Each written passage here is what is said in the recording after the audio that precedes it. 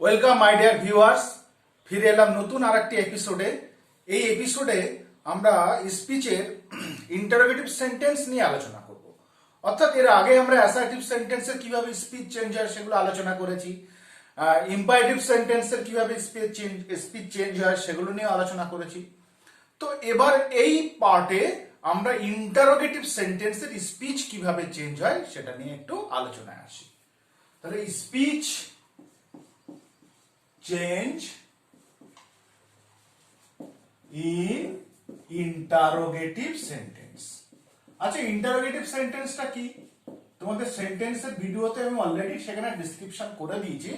Interrogative sentence হলো সেই ধরনের বাক্য যার দ্বারা আমরা কোনো কিছু প্রশ্ন জিজ্ঞাসা করি, অর্থাৎ যা কিছু প্রশ্ন চারিদিকে দেখতে পাও, যে সমস্ত বাক্য, সেগুলো সবই কি ইন্টারোগেটিভ সেন্টেন্স। এবং তোমরা লক্ষ্য করলে দেখতে পাবে ইন্টারোগেটিভ সেন্টেন্স দু ধরনের হয়। একটা ইয়েস নো কোশ্চেন, ইয়েস অথবা নো, আর একটা WH ফ্যামিলি। তো এই দুটো জিনিস কি একটু বুঝে নিই স্পিচে যাওয়ার আগে। ইয়েস নো কোশ্চেন গুলো সাধারণত হেল্পিং ভার্ব দিয়ে শুরু হয়। যেমন উইল ইউ গো হোম, তুমি কি বাড়ি যাবে? দেখো স্টার্ট হয়েছে কি উইল দিয়ে। Are you busy, are you busy, তুমি কি ব্যস্ত? দেখো কি দিয়ে শুরু হয়েছে, হেল্পিং ভার্ব দিয়ে শুরু হয়েছে।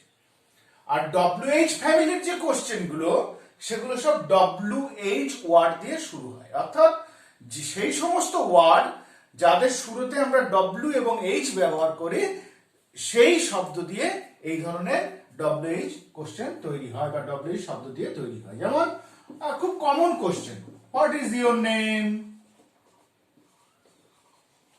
হোয়ার ডু ইউ লিভ। দেখো এই কোশ্চেন গুলো কি দিয়ে শুরু হয়েছে, সব WH ওয়ার্ড দিয়ে শুরু হয়েছে। অর্থাৎ যে শব্দগুলো WH দিয়ে শুরু হয় সেই শব্দগুলোকে আমরা বলবো WH ওয়ার্ড, এবং WH ওয়ার্ড দিয়ে যে সেন্টেন্স মানে যে প্রশ্ন তৈরি হয় তাকে বলবো WH প্রশ্ন বা WH কোশ্চেন। তাহলে এই কোশ্চেন গুলোকে আমরা ইয়েস নো আর এইগুলোকে WH কেন বলছি, এটা এই কনসেপ্টটা ক্লিয়ার হওয়া প্রয়োজন। দেখো উইল ইউ গো হোম, তুমি কি বাড়ি যাচ্ছ, এই প্রশ্নের উত্তর কি ইয়েস এবং নো দিয়ে কমপ্লিট হয়ে যায়। উইল ইউ গো হোম, তুমি বাড়ি যাচ্ছ, আমি বললাম নো, যাচ্ছি না, তাহলে কি উত্তর শেষ হয়ে গেল, আর কিছু থাকলো না। আর ইউ বিজি, তুমি কি ব্যস্ত, আমি বললাম ইয়েস, ব্যস্ত, আর কিছু থাকছে না। তাহলে যে সমস্ত প্রশ্নের উত্তরগুলো শুধুমাত্র ইয়েস এবং নো দিয়ে কমপ্লিট হয়ে যাবে, সেই প্রশ্নগুলো, সেই কোশ্চেন গুলোকে আমরা কি বলবো, আমরা ইয়েস নো কোশ্চেন বলবো। আর যে কোশ্চেন গুলো দেখো এইগুলো ইয়েস নো দিয়ে হবে না। হোয়াট ইজ ইউর নেম, তোমার নাম কি, আমি বললাম না। হোয়ার ডু ইউ লিভ, তুমি কোথায় থাকো, আমি বললাম হ্যাঁ। তাহলে কি এই প্রশ্নের উত্তরগুলো ইয়েস এবং নো দিয়ে হচ্ছে? কোনোভাবেই হচ্ছে না। তাহলে এই দু ধরনের যেহেতু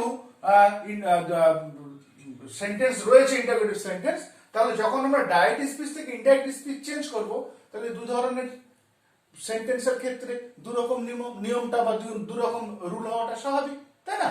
তো আমরা আলোচনায় চলে আসি, একবারে দুটো পাশাপাশি আলোচনা করব, তাহলে তোমাদের খুব সুবিধা হবে। দেখো এটা হচ্ছে, দেখো একটা হলো ইয়েস নো কোশ্চেন, আর একটি হলো WH কোশ্চেন। কেমন? ইয়েস নো কোশ্চেনের ক্ষেত্রে দেখো রিপোর্টিং ভার্ব, রিপোর্টিং ভার্ব কি হয়, আস্ক, কারণ আমরা জানতে চাই, এনকোয়ার, ওয়ান্ট টু নো, ইত্যাদি ইত্যাদি হয়। তো এই তিনটে আপাতত ব্যবহার করি আমরা। কেমন? ঠিক সেম, একদম সেম WH কোশ্চেনের ক্ষেত্রে রিপোর্টিং ভার্ব এই একই হবে, রিপোর্টিং ভার্ব সেম হবে। কেমন? লিখলাম না। এবার দেখো, এবার যেটা জায়গা আসছে লিঙ্কারের জায়গা। লিঙ্কারের স্থানে এখানে ইফ বা ওয়েদার বসে, আর এখানে WH ওয়ার্ডটি নিজে বসে যায়, বসে গিয়ে লিঙ্কারের কাজ করে। কেমন? আর কি হয়, সাধারণভাবে আমরা এই যে কোশ্চেন গুলোকে আমরা চিনি কি দিয়ে, যে এটা কোশ্চেন আমরা অ্যাট এ গ্ল্যান্স চিনি কিভাবে, কারণ সেখানে একটা জিজ্ঞাসার চিহ্ন থাকে। তো কখনোই কিন্তু যখন ডাইরেক্ট থেকে ইনডাইরেক্ট করব আমরা কোশ্চেন মার্ক ব্যবহার করতে পারবো না, সেখানে কি বসবে অ্যাট দ্য এন্ড সাইন। কি হবে সাইন, কিন্তু কোনোভাবে জিজ্ঞাসা চিহ্ন হবে না, সেক্ষেত্রে ফুল স্টপ হবে। এর ক্ষেত্রে তাই স্যার এই হচ্ছে দুটো সেন্টেন্সের বেসিক ফারাক, কিচ্ছু ফারাক নেই। রিপোর্টিং ভার্ব ইয়েস নো কোশ্চেনের যা তাই, ডব্লিউএইচ কোশ্চেন একই থাকছে। লিঙ্কার এখানে শুধু ইফ বা ওয়েদার বসছে, আর ডব্লিউএইচ ওয়ার্ডে ডব্লিউএইচ সেন্টেন্সের ক্ষেত্রে ডব্লিউএইচ ওয়ার্ডটি নিজেই লিঙ্কার হিসেবে ব্যবহৃত হচ্ছে। আর সাইন দুটোর ক্ষেত্রেই আমরা যখন ডাইরেক্ট থেকে ইনডাইরেক্টে যাব তখন আমরা কোনোভাবেই কোশ্চেন মার্কার ব্যবহার করব না। কেমন? এবার আমরা উদাহরণে চলে আসি, একটা একটা করে উদাহরণ আলোচনা করি।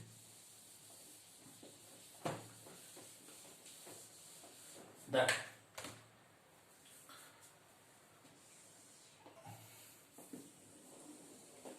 দেখো, he said to me, আমি যে দুটো উদাহরণ দিলাম, are you busy, are you busy, তুমি কি ব্যস্ত? তাহলে এটা দেখে বুঝতে পারছো কি এটা ইয়েস নো কোশ্চেন। আবার একই রকম একটা কোশ্চেন করি, হি said what is your name.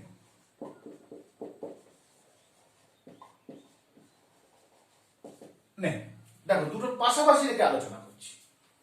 তাহলে আমরা জানি কি হি স্পিকার, সেটটা কি রিপোর্টিং ভার্ব, আর এটা রিপোর্টেড স্পিচ বা ডাইরেক্ট স্পিচ যাই লিখি না কেন, এক্ষেত্রেও তাই। He reporting verb, sorry he speaker, সেটটা রিপোর্টিং ভার্ব, এটা রিপোর্টেড স্পিচ বা ডাইরেক্ট স্পিচ। কেমন? তো প্রথমে কি বলা হয়েছে, রিপোর্টিং ভার্বের পরিবর্তন ঘটবে, ask, inquire, want to know. আমি আস্ক দিয়েই ব্যবহার করি। তাহলে কি হচ্ছে ডাইরেক্ট স্পিচে থেকে যখন আমরা ইনডাইরেক্ট স্পিচে আসছি, হি স্পিকারে কখনো পরিবর্তন হয় না, হি। দেখো এখানে ভার্ব, রিপোর্টিং ভার্ব কি নেব, আস্ক নেব। এখানে সেটটা কিসে আছে, পাস্ট ফর্মে আছে, তাহলে পাস্ট ফর্ম কি হবে, আস্কড হয়ে গেল। কাকে আস্ক করলো, আমাকে আস্ক করলো। এবার লিঙ্কার, লিঙ্কার কি বসাবো, কমা ইনভার্ট কমা উঠে যাচ্ছে, কমা উঠে গিয়ে কি বসছে, ইফ বা ওয়েদার বসছে। এই ক্ষেত্রে ইয়েস নো কোশ্চেনের ক্ষেত্রে, ডব্লিউএইচ এর ক্ষেত্রে কিন্তু ডব্লিউএইচ ওয়ার্ড নিচে বসে যাচ্ছে। তাহলে এখানে আমরা লিখলাম ইফ। এবার এই ইফের পরে যে পোরশনটা আমরা লিখব সেটা কিন্তু স্টেটমেন্ট হবে, স্টেটমেন্ট, অর্থাৎ এসভিও ফরম্যাট। মনে থাকবে নিশ্চয়ই, স্টেটমেন্ট মিন্স এসভিও ফরম্যাটে হবে। তাহলে ইফের পরে দেখো আর ইউ বিজি, তুমি কে ব্যস্ত, তাহলে এখানে আমরা সাবজেক্ট এস, সাবজেক্ট কি পাচ্ছি ইউ। ইউ মানে সে কাকে বলেছে, তুমি কি ব্যস্ত, অর্থাৎ সে আমাকে বলেছে তুমি কি ব্যস্ত, অর্থাৎ ইউ বলতে এখানে কি আমি, তাহলে ইফ আই। এবার দেখো ভার্ব, ভার্ব কি আর আছে, নিশ্চয়ই আয়ের পরে আর বসবে না, তাহলে কি বসবে, আয়ের পরে সাধারণত এম বসে, কিন্তু আমরা এমও বসাতে পারবো না। কেন এম বসাতে পারবো না, কেন এম বসাতে পারছি না, কারণ রিপোর্টিং ভার্ব কিসে আছে, কোন ফর্মে আছে, পাস্ট ফর্মে আছে। তাহলে এখানটা কি হবে, এম এর পাস্ট ফর্ম কি হয়ে যাচ্ছে, কি বসবে, ওয়াজ। তাহলে আই ওয়াজ, আর অবজেক্ট কি পড়ে আছে, বিজি, এবং শেষে ফুল স্টপ। এখানে কিন্তু আর জিজ্ঞাসা চিহ্ন বসাতে পারলাম না, কারণ এখানে আস্কড জিজ্ঞাসা করা হয়েছে, এই শব্দটা ব্যবহার অলরেডি আমরা করে নিয়েছি। তাহলে কি হলো, দেখো স্পিকার, স্পিকার থেকে গেল, রিপোর্টিং ভার্ব পরিবর্তন হলো আস্কড মি, কমা ইনভার্টটা উঠে গিয়ে লিঙ্কার ইফ বসলো। আর আমি কি বলেছি, এই জায়গাটা ইফের পরে কি হবে, স্টেটমেন্ট হবে। তাহলে কি হয়ে গেল, স্টেটমেন্টের ফরমেশন যেটা subject verb object, subject I, verb was, object busy. এবার চলে আসি ডব্লিউএইচ এর ক্ষেত্রে। তো ডব্লিউএইচ এর ক্ষেত্রে কি হচ্ছে দেখো, he said what is your name, very good. সে বললো যে তোমার নাম কি, মানে আমাকেই বলেছে। তাহলে হি সেড, হি থেকে যাচ্ছে, আস্কড, আস্কড কেমন, এবার কি বলা হয়েছে, কমা ইনভার্ট উঠে গিয়ে যে লিঙ্কার, এখানে লিঙ্কার কে নিজে বসে যাচ্ছে, কে ডব্লিউএইচ ওয়ার্ড, ডব্লিউএইচ ওয়ার্ড কি হোয়াট। এইখান থেকে আবার কি হয়ে যাবে, এসভিও ফরম্যাট বা স্টেটমেন্ট হয়ে যাবে, বাক্যটাকে স্টেটমেন্ট হয়ে যাবে, অর্থাৎ অ্যাসার্টিভ সেন্টেন্সে কনভার্ট হয়ে যাবে। তাহলে হোয়াট, এবারে কি হচ্ছে, সাবজেক্ট কি এখানে ইওর নেম, তাহলে ইওর নেমটা হয়ে যাচ্ছে কি মাই নেম সাবজেক্ট হয়ে গেল। থাকছে ভার্ব, ভার্ব কি ইজ, এখানে যেহেতু রিপোর্টিং ভার্বটা কিসে আছে, ফার্স্ট ফর্মে আছে, তাহলে হয়ে গেল ওয়াজ। তাহলে he asked what my name was. দেখছো দুটো পাশাপাশি রেখে আমি করার চেষ্টা করছি। আবার চলে এসো, আবার একটা উদাহরণে চলে আসি। এরকম 5টা-6টা উদাহরণ নিয়ে আলোচনা করলে আশা করছি তোমাদের ক্লিয়ার হয়ে যাবে।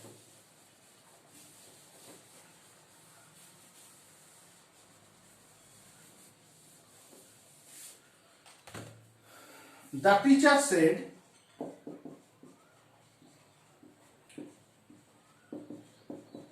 to the student,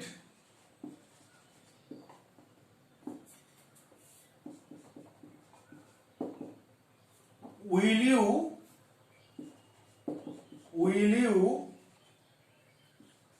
go to Kolkata? তুমি কি কলকাতা যাবে? জিজ্ঞাসা চিহ্ন। The teacher said to the student, will you go to Kolkata? তাহলে কি হবে? দেখো speaker remain unchanged, the teacher থেকে যাচ্ছে। এবং এটা কি কোশ্চেন দেখে বুঝতে পারছো, হেল্পিং ভার্ব দিয়ে শুরু হয়েছে। ইয়েস নো কোশ্চেন কি দিয়ে শুরু হয়? হেল্পিং ভার্ব দিয়ে শুরু হয়, মনে রাখবে সব সময় হেল্পিং ভার্ব দিয়ে শুরু হয়। আর ডব্লিউএইচ কোশ্চেন তো ডব্লিউএইচ দিয়ে শুরু হয়, তোমরা দেখলেই বুঝতে পারবে। এবার কি হলো, সেটটা রিপোর্টিং ভার্ব, তাহলে রিপোর্টিং ভার্ব কি লিখবো? আস্কড হয়ে গেল যেহেতু পাস্ট ফর্ম। কাকে আস্কড করলো? To the students. কেমন? এবার কমা ইনভার্টেড কমাটিকে কি বসে? ইফ বসে, কারণ লিঙ্কার ইফ। এবার আমি কি বলেছি, ইফের পরে এই যে বাকি পোরশনটা আছে, এই পোরশনটাকে কি করতে হবে? স্টেটমেন্ট করতে হবে। তাহলে এই বাক্যে সাবজেক্টকে এসবিও তো স্টেটমেন্ট, এই বাক্যে সাবজেক্ট ইউ বলতে টিচার কাকে ইউ বলেছেন? তার ছাত্রকে বলেছে ইউ। তাহলে ইউ ছাত্র, হিও হতে পারে, সিও হতে পারে। আমি একটু সি লিখলাম, ইফ সি। তারপরে কি হবে দেখো, সেটটা পাস্ট ফর্মে আছে, তাহলে কি হবে? উইলটা কি হয়ে যাবে? উড হয়ে যাবে। কি পড়ে আছে আর? Would go to Kolkata. কেন আমরা উড করলাম? যেহেতু উইলটা পাস্ট ফর্ম ছিল, তাই আমরা উইলের পাস্ট ফর্ম উড করলাম। তাহলে if she would go to Kolkata. কেমন? তাহলে এটা হয়ে গেল কি কোশ্চেন? Yes no question. আচ্ছা, এবারে আর একটা ডব্লিউএইচ কোশ্চেন নিয়ে আলোচনা করি।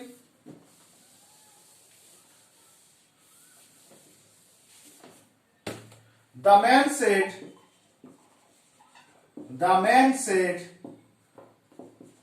to me,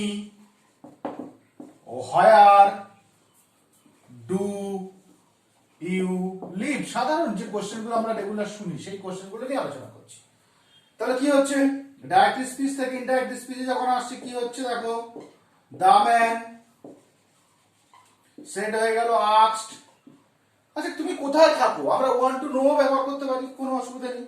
want to know, want একটু ফাঁকা রাখি, টু নো কেন ফাঁকা রাখলাম? দেখো সেটটা পাস্ট ফর্ম, তাহলে কি ওয়ান্ট হবে? এটা কি হয়ে যাবে?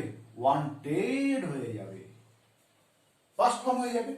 তাহলে কি হলো? The man wanted to know. কাকে ওয়ান্টেড টু নো করলো? আমাকে। কমা ইনভার্ট কমাটিকে লিঙ্কার কি বসে বলেছি? কি বসে? ইফ বসে, তাই তো? ঠিক লিখলাম? ইফ বসবে? কেন ইফ বসবে না? কারণ ডব্লিউএইচ ওয়ার্ড দিয়ে কি করা হয়েছে? কোশ্চেনটা তৈরি হয়েছে। তাহলে এখানে লিঙ্কার কি বসে যাবে?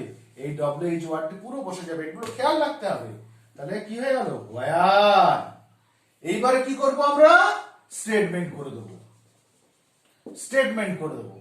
তাহলে স্টেটমেন্ট করতে গেলে প্রথমে সাবজেক্ট আসবে। সাবজেক্টকে ইউ মানে কে?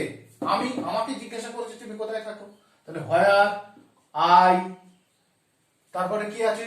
ভার্ব দেখো লিভ, তাই না?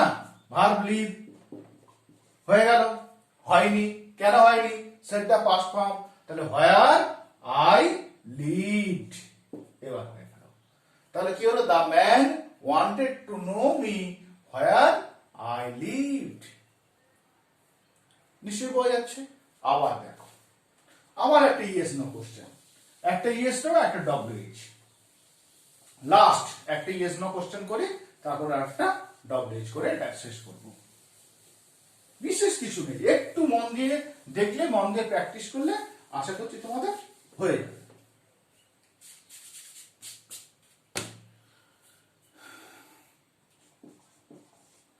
My sister said to my mother, can I eat the mango? মা আমি আমটা খেতে পারি? এটা কি ইয়েস নো কোশ্চেন, কারণ হেল্পিং ভার্ব দিয়ে শুরু হয়েছে, তাই না? তাহলে কি হচ্ছে, মাই সিস্টার সেটা কি হয়ে যাচ্ছে, আস্কড। আস্কড হয়ে গেল যেহেতু পাস্ট ফর্ম। কাকে জিজ্ঞাসা করেছে, মাকে। Two my mother, two my mother. এবার কি লিখবো, এবার ক্যানটা পুরো বসিয়ে দেবো তো, ক্যানটা ডবলএইচ তো, ক্যান পুরো বসে যাবে, তাই না? বসবে? কেন বসবে? বসবে না, ঠিক। কেন বসবে না? কারণ এটা তো ডব্লিউএইচ ওয়ার্ড নয়। তাহলে ডব্লিউএইচ ওয়ার্ড যখন নয় তখন কোন লিঙ্কার বসবে? ইফ বা ওয়েদার বসবে। তাহলে ইফ হলো, তারপর ইফের পরে কি করতে বলেছি আমি ওটাকে, স্টেটমেন্ট, অর্থাৎ এসভিও এই করতে বলেছি। সাবজেক্ট কি আছে, সাবজেক্ট আই আছে। আই মানে কে, আমার বোন। তাহলে নিশ্চয়ই কি হবে, হি হবে না সি হবে, সি হবে। হয়ে গেল। তারপরে কি হবে, ভার্ব। ভার্ব কি ক্যান দিয়ে শুরু হয়েছে, এটাকে কুড করে দিতে হবে, ইফ সি কুড। আর পড়ে আছে কি, ইট দা ম্যাঙ্গো, ফুল স্টপ। তাহলে my sister asked to my mother if she could eat the mango, হলো। এবার আরেকটা আমি ডব্লিউএইচ আলোচনা করি, ডব্লিউএইচ আলোচনা করি, যেগুলো আমরা সাধারণত শুনি। The old man said to, আচ্ছা সবসময় পাস্ট ফর্ম কেন করবো, প্রেজেন্ট করি। says to me how old are you? লোকটি, আমার বৃদ্ধ লোকটি আমার কি বললো, তোমার বয়স কত? দেখো, হাউ ডব্লিউএইচ দিয়ে শুরু না হলেও হাউ কিন্তু ডব্লিউএইচ ফ্যামিলির অন্তর্গত। মনে থাকবে সবসময় যে ডব্লিউএইচ দিয়ে শুরু হলেই ডব্লিউএইচ ওয়ার্ড হয়, এটা যেমন ঠিক, তেমনি হাউটা ব্যতিক্রম। ডব্লিউএইচ দিয়ে শুরু না হলেও হাউটা কোন ফ্যামিলির অন্তর্গত, ডব্লিউএইচ পরিবারের অন্তর্গত, এটা মনে রাখো। তাহলে দা ওল্ড ম্যান, লোকটি জানতে চেয়েছে। আমরা এখানে wanted to know, want to know লিখলাম। দেখো ওয়ান্টেড করতে পারবো না, কারণ কি আছে এখানে, সেজ আছে। তাহলে কি হবে, এটা ওয়ান্টস হয়ে যাবে। কেমন? অর্থাৎ এটা যে ফর্মে থাকবে রিপোর্টিং ভার্বটাও সেই ফর্মে থাকবে। রিপোর্টিং ভার্বের ফর্মেট কোনো চেঞ্জ করা যাচ্ছে না, যাবে না। তাহলে the old man wants to know me, আমাকে জানতে চাইলেন। এবার কি কমান্ডমেন্ট উঠে গিয়ে কি ইফ বা ওয়েদার বসবে? বসবে না, কারণ কি এখানে তো ডব্লিউএইচ ওয়ার্ড হাউ রয়েছে, তাই আমরা লিখে দেবো কি, হাউ ওল্ড। এখানে সাবজেক্ট কি, আই, আর আটটা হয়ে যাবে এম। কেমন? এই তো, ভীষণ সোজা, ভীষণ সোজা। আরো একটা উদাহরণ দিয়ে আলোচনা করি, আরো একটা উদাহরণ দিয়ে আলোচনা করি। এটা লাস্ট উদাহরণ, ইয়েস নো কোশ্চেন।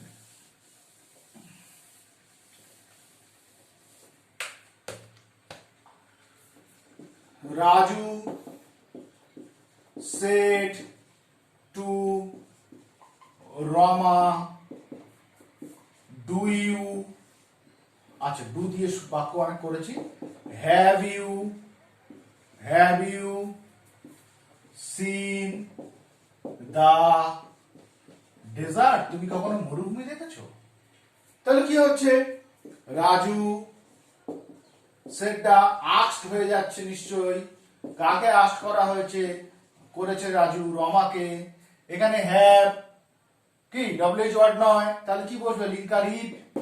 ইফ, এবার কি হবে এসভিও ফরম্যাট আনতে হবে এখানে, এখানে সাবজেক্টকে ইউ, ইউ বলতে কার কথা বলা হয়েছে, রমার কথা বলা হয়েছে, রমা একজন মেয়ে, শি, ইফ শি, এবার ভার্ব আনতে হবে, হ্যাভ ভার্ব রয়েছে দেখো, তাহলে হ্যাভ ভার্ব এখানে বসাতে পারবো না কারণ আজটা পাস্ট ফর্ম, তাই শি, শির পরে হ্যাভের পাস্ট ফর্ম কি বসাবো, হ্যাড, এবার কি পড়ে আছে, সিন দা ডেজার্ট,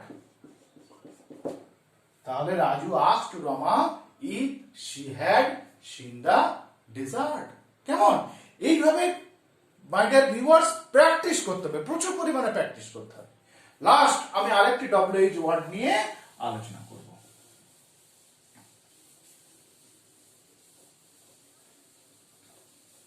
দেখো,